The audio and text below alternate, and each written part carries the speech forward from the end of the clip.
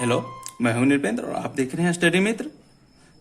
भूगोल की क्लास में आज हम लोग पढ़ेंगे भारत का भौतिक स्वरूप। यह 9th एनसीईआरटी का सेकेंड चैप्टर है। तो भारत का भौतिक स्वरूप, तो इसका क्या मतलब है? तो इसका मतलब कि भारत भौतिक रूप से कैसा दिखता है, यह कैसे कैसे चट्टानों से बना हुआ है, इसकी क्या क्या स्थलाकृतियां हैं, तो इन चीजों को हम पढ़ेंगे। तो आइए देखते हैं। भारत एक विशाल देश है, जो कि हमने पिछले वीडियो में भी देखा था, और यह विभिन्न स्थलाकृतियों से बना हुआ है। विभिन्न स्थलाकृतियों से मतलब है कि एकदम अलग अलग तरीके। तो ये अलग अलग आकृतियां क्या क्या हैं? कहीं पे पर्वत है, कहीं पे मैदान है, कहीं पे मरुस्थल है, कहीं पठार, द्वीप, मतलब हर तरह की स्थल आकृतियां यहाँ पे आपको दिख जाएंगी। और ये जितनी भी आकृतियां हैं ना, भू आकृतियां, ये सब अलग अलग प्रकार के चट्टान से बनी है, अलग अलग शैलों से बनी है, जिसमें से कुछ क्या है, कठोर है, तो कुछ मुलायम। जैसे हिमालय को ले लीजिए, हिमालय ग्रेनाइट से बना हुआ जो एकदम ही कठोर है, तो वहीं कुछ बासाल्ट से भी बना हुआ है, वो मुलायम है। कहीं पे संगमरमर है। तो इस तरह से अलग अलग प्रकार के पत्थर से मिलकर बना हुआ है।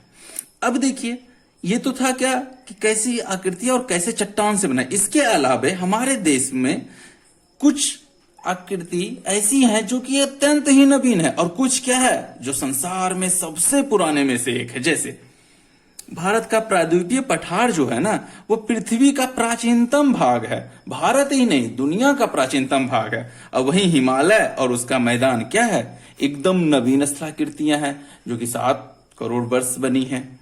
तो इस तरह से हम देखते हैं कि भारत के भौतिक स्वरूप में अलग अलग तरह की चीजें हैं, और यह सब चीजों का एक समायोजन है। तो देखिए कि भारत के भौतिक स्वरूप को कितने भागों में बांटा गया है। तो देखिए, भारत की भौतिक आकृति को नवम क्लास के एनसीईआरटी के अनुसार 6 भागों में बांटते हैं, जिसमें सबसे पहला क्या है, हिमालय पर्वत श्रृंखला। दूसरा उत्तरी मैदान। तीसरा प्रायद्वीपीय पठार। चौथा भारत का मरुस्थल। फिर तटीय मैदान और द्वीप समूह। तो इसको हम एक मैप की सहायता से देखेंगे। देखिए मैप में, ये भारत का मैप है। तो भारत के मैप में सबसे पहले आता है उत्तर का हिमालय प्रदेश। तो ये जो दिख रहा है आपको, ये हिमालय प्रदेश है। तो पहला हिस्सा हो गया ये। दूसरा यहां वाला हिस्सा जो कि मैदानी हिस्सा है, तो ये मैदान हो गया। उसके बाद इधर ये मरुस्थल हो गया।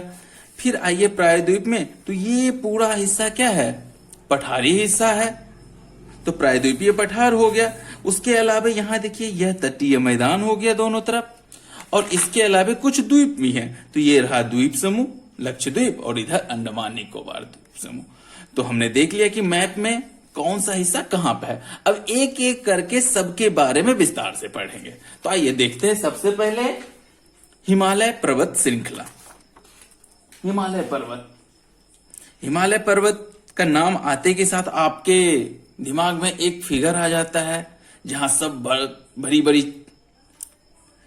शिखर है, काफी ऊंची ऊंची चोटी है, और सब के सब बर्फ से ढका हुआ है। तो देखिए हिमालय पर्वत, तो हिमालय पर्वत क्या है, यह युवा और बलित पर्वत है। अब युवा का क्या मतलब हुआ, मतलब यह कि हिमालय पर्वत पुराना नहीं है, यह काफी बाद में बना है, और सबसे नवीन श्रृंखला में से एक है।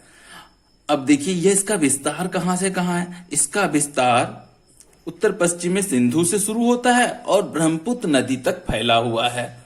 और आपको पता है कि यह विश्व की सबसे ऊंची पर्वत श्रृंखला है, और इसकी लंबाई कितनी है, 2400 किलोमीटर, और चौड़ाई 400 से लेके 150 किलोमीटर तक। तो इसको फिगर में देखते हैं, जब मैप में देखेंगे ना तो काफी अच्छे से समझ में आएगा। आइए देखते हैं। तो ये जो आपको लकीर दिख रहा है ना रेड कलर से, ये है हिमालय। तो हिमालय कहां से शुरू होता है, यहां से। यहां पे कौन सी नदी है, सिंधु नदी। तो इस सिंधु नदी से लेकर के इधर ब्रह्मपुत्र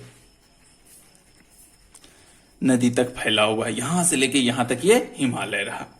और इसकी लंबाई यहां से यहां तक कितनी है, तो 2400 किलोमीटर है। और चौड़ाई क्या है, 400 कहां पे, यहां पर देखिए कश्मीर वाले एरिया में यह 400 किलोमीटर है, और यहां आते आते ये कम हो जाता है। यानी अरुणाचल प्रदेश में इसकी चौड़ाई 150 किलोमीटर तक ही बचती है।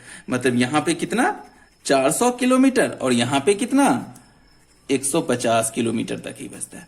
तो ये है हमारा हिमालय। चलिए अब इसके बारे में विस्तार से पढ़ते हैं। आइए देखते हैं अब हिमालय के बारे में। हिमालय जिसको संक्षेप में हमने फिगर में भी देखा था कि मैप में कहां पे है। अब देखिए इस हिमालय को हम कितने भागों में बांटते हैं? 3 भागों में, महान हिमालय, निम्न हिमालय और शिवालिक। तो ये बांटते कैसे हैं? तो उत्तर से दक्षिण की तरफ बांटते हैं। मतलब महान हिमालय सबसे उत्तर में होगा, उसके नीचे निम्न हिमालय होगा और सबसे दक्षिण में क्या होगा? शिवालिक होगा। तो चलिए फिर से मैप लेते हैं।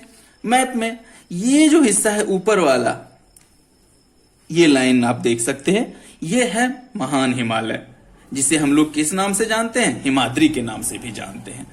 और उसके नीचे वाला जो हिस्सा है ये, तो ये है निम्न हिमालय, हिमाचल, और उसके नीचे क्या है? ये शिवालिक। तो चलिए एक एक करके सबके बारे में पढ़ेंगे। महान हिमालय, तो महान हिमालय जो कि हिमाद्री है, इसको आंतरिक हिमालय भी कहते हैं। इसकी औसत ऊंचाई 6000 किलोमीटर है। दुनिया की सबसे ऊंची श्रृंखला यही है और इसकी औसत ऊंचाई सबसे ज्यादा है। कितना? 6000 मीटर। और यह जो महान हिमालय हिमाद्री है वो किस चट्टान से बना है? वह ग्रेनाइट से बना हुआ है, जो अत्यंत ही कठोर होता है। और महान हिमालय हमेशा सालों भर बर्फ से ढकी रहती है। सालों भर इसके ऊपर बर्फ की चादर रहती है। और जब बर्फ की चादर है, इसीलिए यहां बहुत सी हिमानी का प्रभाव होता है और इसी हिमानी से नदियां निकलती है। तो हमारे देश में जो नदियां हैं, अधिकतर नदियां कहां से निकलती है? हिमालय से। और इसी हिमालय के किस भाग से? हिमाद्री से। जितने भी मुख्य शिखर हैं, सब के सब महान हिमालय यानी हिमाद्री में ही हैं। तो जिनमें से आपके दिमाग में तुरंत आ गया होगा माउंट एवरेस्ट। जी हां, माउंट एवरेस्ट जो दुनिया की सबसे ऊंची चोटी है, वह कहां है? इसी हिमाद्री में है। और इसकी ऊंचाई कितनी है? 8848 मीटर। और यह भारत में नहीं, कहां है? नेपाल में है। इसके अलावा कंचनजंगा 8598 मीटर, नंगा पर्वत 8126 मीटर, नंदा देवी 7817 मीटर। इसके अलावा भी और सारे हैं। तो इतना ऊंचा है। तो चलिए इसमें देखते हैं। मैप में आप देखिएगा कि यहां पर इस जगह पे माउंट एवरेस्ट है, जो कि दुनिया की सबसे ऊंची चोटी है। और कंचनजंगा यहां कश्मीर वाले एरिया में है, जो कि अभी पाक अधिकृत हो गया है, जो कि भारत की सबसे ऊंची चोटी है। तो अब समझ में आ गया कि ये महान हिमालय क्या है। अब आइए उसके बाद देखते हैं इसका दूसरा हिस्सा। तो इस महान हिमालय यानी हिमाद्री के जस्ट नीचे वाला जो श्रेणी है, पर्वत श्रृंखला है, वह है हिमाचल, जिसको हम लोग निम्न हिमालय भी कहते हैं। निम्न हिमालय की ऊंचाई कम हो जाती है, जहां इसका 6000 मीटर जो कि औसत था, और इसकी ऊंचाई कितनी हो जाती है? इसकी ऊंचाई बचती है 3700 मीटर से लेकर के 4500 मीटर तक। और इसकी चौड़ाई कितनी है? 50 किलोमीटर। ग्रेनाइट से बना था हिमाद्री, वहीं हिमाचल संपीड़ित और परिवर्तित शैलों से बना हुआ है। और इसकी जो कई श्रृंखलाएं हैं, उसमें प्रमुख कौन कौन से हैं? पीर पंजाल, धौलागिरी या महाभारत श्रृंखला। ये क्या है? थोड़ा ज्यादा फेमस है। अब देखिए कि यहाँ पे घाटियां हैं। यहाँ पे क्या है? घाटियां हैं। तो घाटियां क्या होती है वो मैं दिखाता हूं आपको। ये जो पर्वत श्रृंखलाएं होती है ना, तो उसके बीच का जो हिस्सा होता है उसको हम लोग घाटियां कहते हैं। उसी के बीच के हिस्सा को क्या बोलते हैं? घाटियां। और इसी घाटियों में हमारे जितने भी पर्वतीय शहर हैं वो बसे हुए हैं। तो प्रमुख घाटी कौन कौन सा है? जैसे कश्मीर की घाटी, कांगड़ा की घाटी, कुल्लू की घाटी, ये सारे प्रमुख हैं। और जो पहाड़ी नगर हैं इसी घाटियों में बसते हैं। जैसे श्रीनगर हो गया, वो बसा हुआ है, नैनीताल, मसूरी, रानीखेत, ये सब के सब इसी घाटियों में बसे हुए हैं। चलिए अब देखते हैं हिमालय का सबसे दक्षिणी हिस्सा, शिवालिक। तो मैप में देखते हैं, सबसे ऊपर वाला हिमाद्री था, फिर हिमाचल, और नीचे का जो हिस्सा है वो क्या है? शिवालिक। तो शिवालिक, इसे हम कह सकते हैं कि सबसे बाहरी श्रृंखला है। वास्तव में सबसे बाहरी है कैसे? सबसे नीचे की तरफ है और इसकी ऊंचाई भी सबसे कम है। अभी तक देखिए, जहां हिमाचल 3700 से 4500 मीटर ऊंचा था, वहीं इसकी ऊंचाई मात्र 900 से 1100 मीटर तक है। और शिवालिक जो है नदियों द्वारा लाई गई अवसादों से बना। हिमालय से जो नदियां निकलती हैं तो उनसे जो अवसाद है उन्हीं से बना हुआ है, जिसके कारण इसमें बजरी और जलोढ़ मिट्टी की परत पड़ जाती है। जलोढ़ मिट्टी कैसे आता है? नदियों के द्वारा आता है। तो शिवालिक का जो एरिया है इसके ऊपर एक परत है, किसकी? बजरी और जलोढ़ मिट्टी की।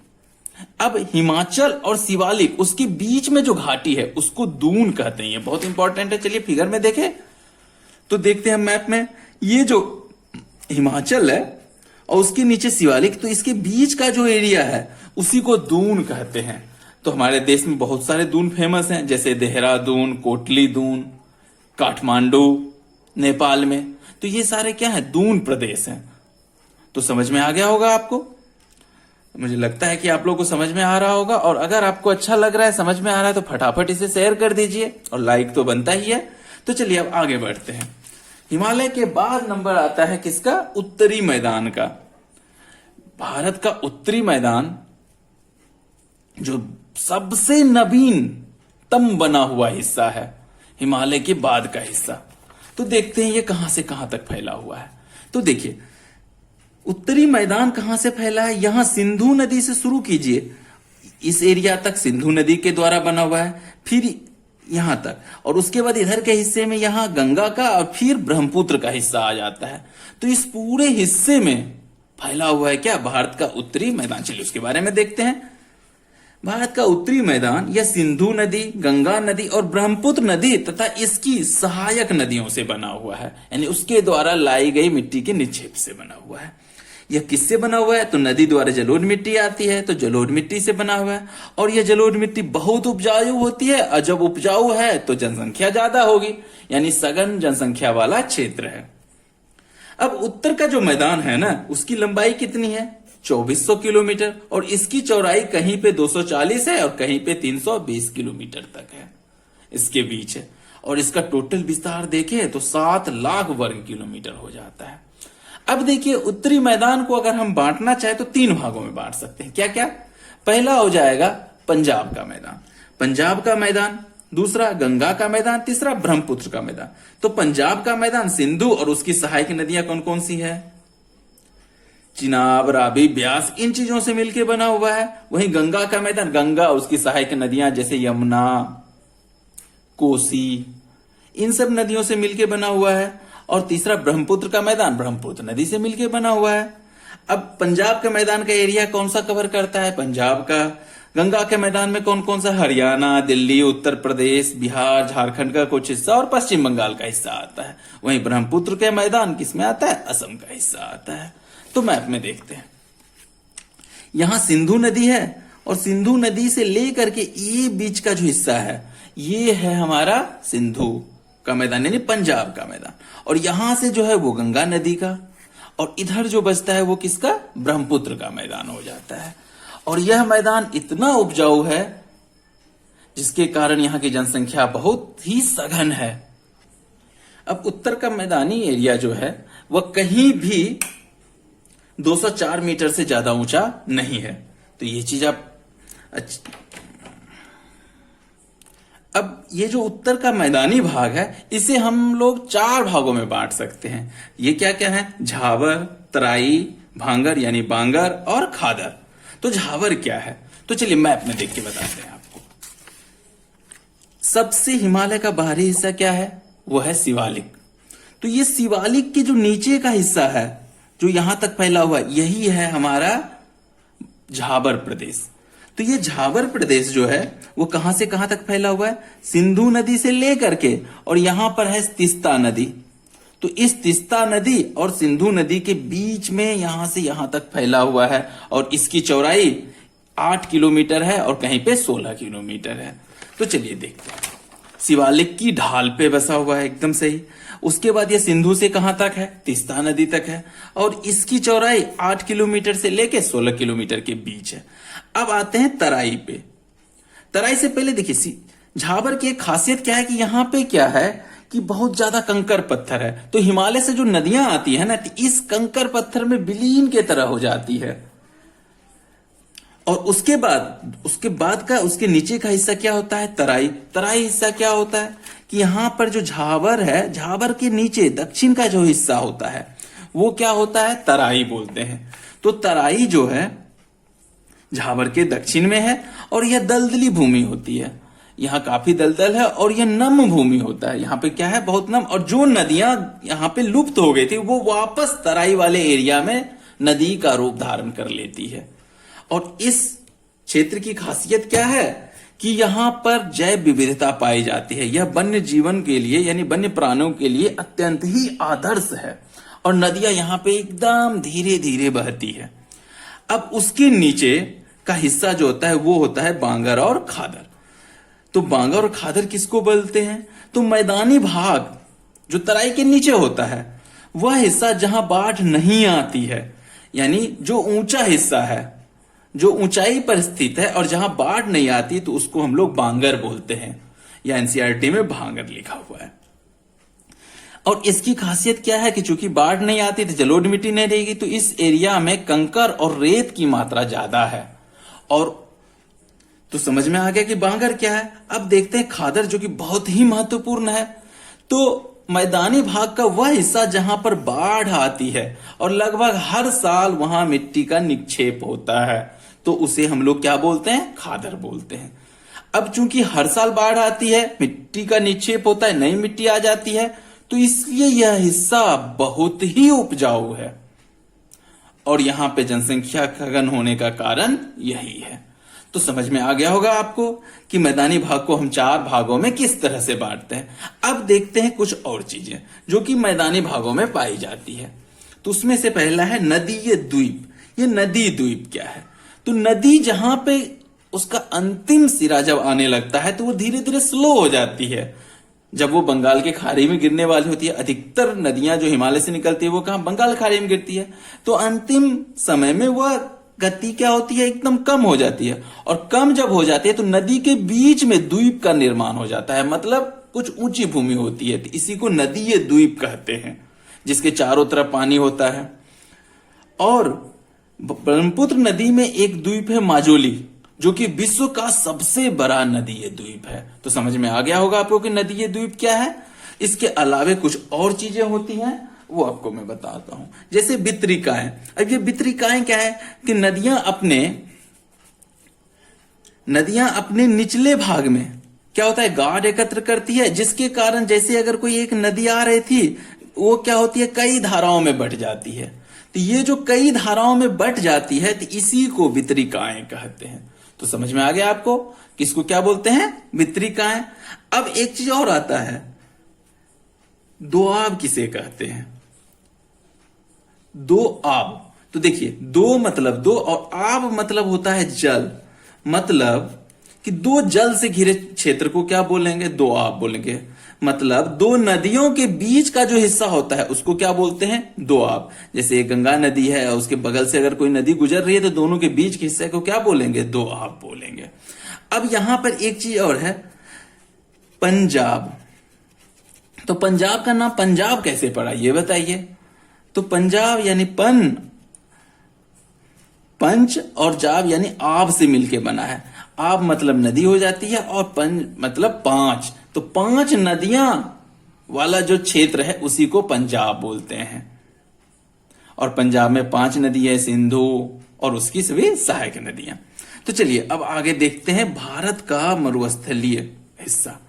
तो भारत का मरुस्थल जिसको हम लोग क्या बोलते हैं? थार मरुस्थल भी बोलते हैं। आइए पहले मैप में देखते हैं भारत के मरुस्थल को। तो हमारा जो थार मरुस्थल है वो इस अरावती पर श्रृंखला के ऊपर वाले हिस्से में है, यानी इसके पश्चिम में है। तो इस पूरे एरिया में फैला हुआ है थार मरुस्थल। थार मरुस्थल की खासियत क्या है कि यहां तो रेत ही रेत है और रेत का टीला है।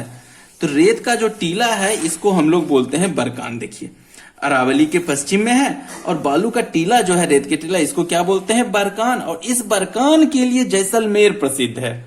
जैसलमेर एक टूरिस्ट प्लेस है और टूरिस्ट यहां पर इसी रेत के टीले को देखने आते हैं। यहां पे पेड़ बहुत कम है और राजस्थान की सबसे लंबी नदी यानी कि इस मरुस्थल की सबसे लंबी नदी लूनी नदी है, जो ठीक है, इधर से निकलती है यानी अजमेर के पास से और गुजरात के कच्छ में आकर के विलुप्त हो जाती है। तो एकमात्र लंबी नदी है लूनी नदी। तो राजस्थान का मरुस्थलीय हिस्सा, यहां पर पानी का सबसे ज्यादा कमी है। चलिए अब देखते हैं आगे, भारत का प्रायद्वीपीय पठार। भारत का प्रायद्वीपीय पठार जो है वो बहुत महत्वपूर्ण स्थिति रखता है। तो आइए मैप में देखते हैं। ये पूरा हिस्सा ये क्या है, भारत का प्रायद्वीपीय पठार है। यहां से लेकर के ये जो ट्रायंगल बन रहा है ना, ये है भारत का प्रायद्वीपीय पठार। तो भारत के प्रायद्वीपीय पठार को हम लोग दो भागों में बांटते हैं, मध्य उच्च भूमि और दक्कन का पठार। तो मध्य उच्च भूमि क्या है, मैप में देखिए, ये जो हिस्सा है बिंद के ऊपर का और अरावली तक, ये हिस्सा है मध्य की उच्च भूमि जो यहां तक फैलती है। और इसके नीचे का जो आता है हिस्सा वो कहलाता है क्या, दक्कन का पठार। तो मध्य उच्च भूमि कहां है, यह नर्मदा नदी के उत्तर में है और इसका विस्तार पश्चिम में राजस्थान के रेत तक है और पूर्व में इसको बुंदेलखंड बोलते हैं जो कि मध्य प्रदेश में है, और यह फैला हुआ है छोटा नागपुर के पठार तक टच करता है। दक्षिण में ये सतपुरा श्रृंखला तक फैला हुआ है, उत्तर पश्चिम में कहां तक, अरावली तक, जहां कि अपने मैप में देखा था। और यहाँ की प्रमुख नदियां हैं चंबल, सिंध, बेतवा और केन। अब देखते हैं दक्कन का पठार, यह बहुत ही महत्वपूर्ण है। दक्कन का पठार, दक्कन का पठार नर्मदा नदी के दक्षिण में है जो त्रिभुजाकार एरिया में है। तो आइए मैप में देखते हैं। मैप में यहाँ पे नर्मदा नदी बहती है और इसके दक्षिण का जो हिस्सा है, ये पूरा हिस्सा ये क्या है, दक्कन का पठार है। तो दक्कन का पठार जो है ये त्रिभुजाकार हो गया और पश्चिम में ऊंचा है और पूरब की ओर यहां ढाल है। और यह गोंडवाना का हिस्सा है, यानी दुनिया के सबसे पुराने हिस्से में से एक है। ज्वालामुखी के लावे से बना है और इसी कारण से यहाँ की मिट्टी एकदम काली पाई जाती है। तो काली मिट्टी का जो पूरा क्षेत्र है ना, इसी को दक्कन ट्रैप कहते हैं। यह बहुत महत्वपूर्ण है, याद रखिएगा। अब देखिए, दक्कन के पठार को भी हम लोग दो हिस्सों में बांट देते हैं, एक पश्चिमी घाट और दूसरा पूर्वी घाट। तो आइए मैप में देखते हैं। पहले ये जो पूरा पठार है इसमें दो हिस्सा हो गया। तो एक ये हिस्सा हो गया पश्चिमी घाट और इस हिस्सा को क्या बोलते हैं, पूर्वी घाट। पश्चिमी घाट क्या है कि एकदम सतत है, लगातार है, और पूर्वी घाट में क्या है कि सतत नहीं है, बीच बीच में छोड़ छोड़ के है। तो ऐसा क्यों है, तो जो नदियां निकलती है वो सब के सब इधर बंगाल की खाड़ी में गिरती है। तो उसने क्या किया, पूर्वी घाट को जगह जगह पे काट दिया। तो इस तरह से पूर्वी घाट कट गया। तो देखते हैं दोनों को। पश्चिमी घाट, इसकी ऊंचाई 900 से 1600 मीटर के बीच में है और इसकी सबसे ऊंची चोटी अन्नामुड़ी है जो कि 2695 मीटर है। वहीं पूर्वी घाट की ऊंचाई, औसत ऊंचाई 600 मीटर है और इसकी सबसे ऊंची चोटी क्या है, महेंद्रगिरी, जो कि 1500 मीटर है। चलिए मैप में देखते हैं दोनों ऊंची चोटी। पश्चिमी घाट की सबसे ऊंची चोटी यहां पर है और महेंद्रगिरी इस जगह पे है। अब देखिए, इसकी ऊंचाई पश्चिमी घाट के उत्तर से दक्षिण की ओर बढ़ती है और यह सतत है, जो कि अभी हमने आपको बताया था फिर मैप में भी। और पूर्वी घाट क्या है, बंगाल की खाड़ी में गिरने वाली नदियां इसे काट देती है, जो कि अभी मैंने आपको दिखाया था। इसके अलावा दक्कन के पठार की एक और खासियत है, इसका एक भाग उत्तर पूर्व में भी फैला हुआ है, जिसे स्थानीय भाषा में मेघालय या उत्तर कचार की पहाड़ी बोलते हैं। और यहाँ पे इसका प्रमुख श्रृंखला क्या है, गारो, खासी और जयंतिया। चलिए मैप में देखते हैं। इसी पठार का एक हिस्सा यहां पे भी फैला हुआ है, इस एरिया में। तो यहां पे जो फैला हुआ है उसी को बोलते हैं क्या हम लोग, मेघालय का एरिया। और यहां पे जो तीन प्रमुख श्रृंखला हैं, गारो, खासी और जयंतिया। तो मुझे लगता है आप लोगों को समझ में आ गया होगा। तब आगे बढ़ते हैं। अब देखते हैं भारत के तटीय मैदान को। तटीय मैदान नाम से ही लग रहा है ये समुद्र के तट पे होगा। तो तटीय मैदान को भी हम लोग दो भागों में बांटते हैं, पश्चिमी तट और पूर्वी तट। तो पश्चिमी तट क्या है, यह घाट अरब सागर, यानी यह घाट मतलब कौन सा घाट, पश्चिमी घाट। तो यह पश्चिमी घाट और अरब सागर के बीच का संकीर्ण मैदान है और इसका उत्तरी हिस्सा को कोंकण बोलते हैं और दक्षिणी हिस्सा को मालाबार बोलते हैं। वहीं पूर्वी तट जो है उसके उत्तरी हिस्सा को उत्तरी सरकार बोलते हैं और दक्षिणी हिस्सा को कोरोमंडल बोलते हैं। और पूर्वी तट की खासियत क्या है कि यहाँ पे महानदी गोदावरी कृष्णा और कावेरी इस तट पर विशाल डेल्टा बनाती है। और उड़ीसा में महानदी का जो डेल्टा है उसके दक्षिण में चिल्का झील भारत में सबसे बड़ी झील है। किसकी? खारे पानी की। ये याद रखने वाली बात है। तो चलिए मैप में देखते हैं तटीय मैदान को। देखिए पहले हम देखेंगे पश्चिमी तट। तो पश्चिमी तट में ये जो पश्चिमी घाट का पर्वत है उसके और समुद्र के बीच का जो ये सकरा हिस्सा है ना यहां तक, यही है पश्चिमी तट। और ये तट जो है इसको भी दो भागों में हम बांट सकते हैं। यहां से लेके यहां तक का हिस्सा है इसको कोंकण बोलते हैं और कोंकण से लेके नीचे तक का जो हिस्सा है इसको मालाबार तट बोलते हैं। कोंकण वाले तट में कौन कौन सा? बंबई गोवा ये सारा कोंकण वाले हिस्से में आएगा। और केरला कहां आता है? वो मालाबार तट में आता है। अब इधर पूर्वी हिस्से में, तो पूर्वी हिस्से में पूर्वी घाट और इसके बीच का जो ये मैदान है तो ये क्या कहलाता है? पूर्वी तटीय मैदान। और इसको भी दो भागों में बांटते हैं। तो यहां से लेके जो ऊपर का हिस्सा है इसे उत्तरी सरकार बोलते हैं और नीचे वाले हिस्से को बोलते हैं कोरोमंडल। तो यहां से यहां तक इसको क्या बोलेंगे हम लोग? कोरोमंडल का हिस्सा। और इसी में महानदी का डेल्टा और यहां पे क्या है? एक चिल्का झील है जो कि भारत की सबसे बड़ी झील है। किसकी? खारे पानी की। तो आशा करता हूं समझ में आ गया होगा। अब देखते हैं द्वीप समूह। तो भारत में द्वीप भी है। तो कितने द्वीप समूह हैं? तो दो द्वीप समूह, लक्षद्वीप और अंडमान तथा निकोबार द्वीप समूह। अब इस लक्षद्वीप को पहले लक्षद्वीप, मिनिका या एमिन द्वीप के नाम से जाना जाता था, लेकिन 1977 ईस्वी में इसका नाम लक्षद्वीप रखा गया। यह बना किस चीज से है? तो यह प्रवाल भित्ति से बना हुआ है, यानी प्रवाल का बना हुआ द्वीप है। और इसका क्षेत्रफल बहुत ही कम है। कितना? 32 वर्ग किलोमीटर मात्र। और इसकी राजधानी है कवरत्ती। और यहां पर एक पक्षी अभयारण्य है जो कहां है? पिटली द्वीप पे है। और देखते हैं अब अंडमान को। तो उससे पहले मैप में देख लीजिए लक्षद्वीप को। ये रहा लक्षद्वीप जो कि मालाबार तट से कुछ दूरी पे स्थित है। अब अंडमान को देखते हैं। तो अंडमान निकोबार द्वीप समूह, जैसा कि नाम से ही देख रहे हैं कि दो द्वीप है, अंडमान और निकोबार। तो ये जो ऊपर का हिस्सा है यह है अंडमान और दक्षिण वाला हिस्सा क्या है? यह निकोबार है। तो अंडमान और निकोबार। यह इसकी खासियत क्या है कि भारत का एकमात्र ज्वालामुखी जो कि सक्रिय है वह इसी के बैरन द्वीप में स्थित है। और भारत का सबसे दक्षिणी बिंदु ये इंदिरा पॉइंट यहीं पर स्थित है। और यह इंदिरा पॉइंट क्या हुआ कि 2004 के सुनामी में इसका अधिकतर हिस्सा जलमग्न हो चुका है। और यह अंडमान और निकोबार जो है ना भारत के लिए बहुत ही महत्वपूर्ण है। कैसे महत्वपूर्ण है बताइए? देखिए, चूंकि यह मैप को देखिए तो समझ में आएगा समुद्र में भारत से कितना दूर स्थित है। अगर यहां से हम लोग काफी दूर तक समुद्र पे नजर रख सकते हैं तो सामरिक दृष्टि से भारत की सुरक्षा के लिए बहुत ही महत्वपूर्ण जगह बन जाता है। कौन सा? अंडमान और निकोबार द्वीप समूह। तो दोस्तों इस तरह से अब हमने क्या देखा कि पूरे भारत में अलग अलग तरह का क्षेत्र है। देखिए भारत के अलग अलग जो भूभाग है ना, जैसे ये हिमालय क्षेत्र हो गया, मैदानी हिस्सा, पठारी हिस्सा, द्वीप समूह, यह सब मिल करके भारत को समृद्ध और संपूर्ण बनाता है। कैसे बताइए? देखिए ये हिमालय जो है, हिमालय हिस्सा जो कि अर्धचंद्र के रूप में देखिए यहां तक है, ये क्या करता है? एक तो भारत को उत्तर से आने वाली एकदम ठंडी हवाएं जो होती है, पर्वतीय हवा, उनसे बचाता है। उसके बाद यह सामरिक रूप से भी महत्वपूर्ण है कि अगर कोई दुश्मन इधर जमीन के रास्ते आना चाहे तो उसे इस पहाड़ को क्रॉस करना पड़ेगा जो थोड़ा मुश्किल है। तो इस तरह से भारत को सुरक्षित करती है। उसके बाद यहाँ हिमाद्री है और इसी हिमाद्री से नदियां निकलती है। वह नदियां आकर के मैदानी भाग में पूरा जल की कमी को पूर्ण करती है। तो इस तरह से देखते हैं कि यह पहाड़ी हिस्सा यानी हिमालय का प्रदेश कितना महत्वपूर्ण है। अब आते हैं ये मैदानी हिस्सा।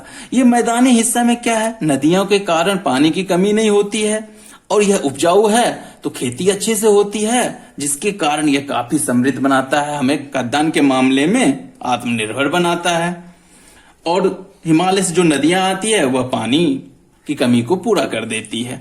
अब पठार को देखिए, ये जो पठार है दक्कन का, यह खनिज के लिए एकदम ही महत्वपूर्ण है। यह काफी प्रचुर मात्रा में यहाँ पे खनिज मिलता है।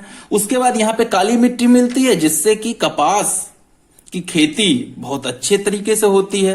तो देख रहे हैं कितना महत्वपूर्ण है। अब आइए इस तट को, ये जो तटीय हिस्सा है, तटीय मैदान, इसके कारण हम समुद्र से व्यापार कर सकते हैं। तो इस तरह से देखते हैं कि भारत की ये जो प्राकृतिक विभाग है ना, वो सब मिल करके भारत को संपूर्ण बनाते हैं, और यह संपूर्णता हमारे लिए बहुत ही आवश्यक है, और यह विविधता ही भारत को संपूर्णता प्रदान करती है।